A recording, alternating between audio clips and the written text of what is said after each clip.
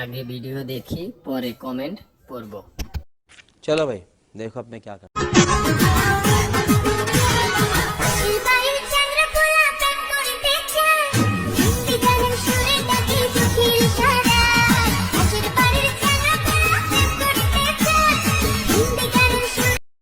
আমার গুলো বড় হয় না কেন? আমি আজকে লাল ব্রা পরছি। এত বড় कंट्रोल লিজেন্ড হয়ে বিপদে আছি।